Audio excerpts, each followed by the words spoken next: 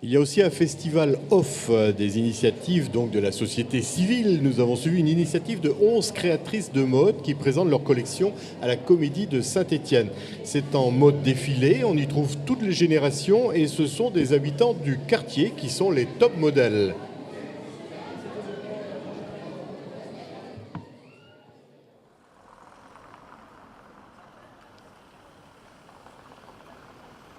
Alors, je suis éducatrice et couturière et donc j'ai voulu allier les deux, c'est-à-dire la couture, la création avec plein d'amis qui faisaient de la création, pour la plupart qui en vivent ou qui essayent d'en vivre.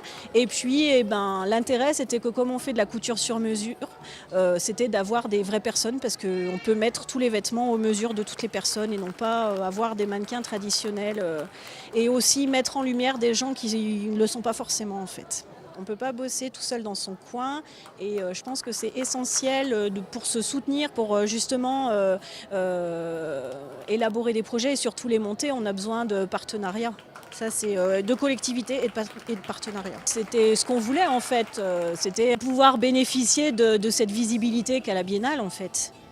Puisque Saint-Étienne, c'est la ville du design, donc nous, ça nous permettait comme ça de valoriser notre projet d'emblée, quoi. On a un gros pôle art plastique chez nous, et puis pas seulement, on fait beaucoup de médiation culturelle, donc naturellement, bien sûr, on est sur ces champs-là.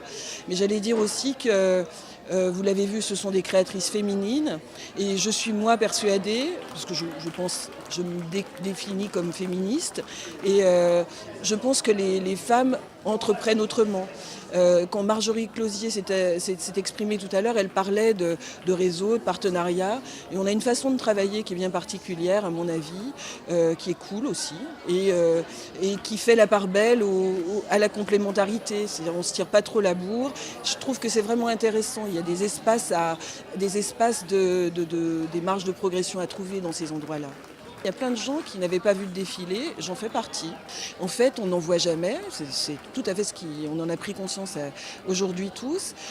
Donc ça, c'est déjà la bonne nouvelle. Et puis, effectivement, il y a une vraie retombée pour tout l'ensemble du quartier, parce qu'effectivement, ça fait un petit peu le buzz en quelque sorte. Et puis les gens, les commerçants s'y retrouvent, tout le monde participe finalement, de près ou de loin, directement ou directement.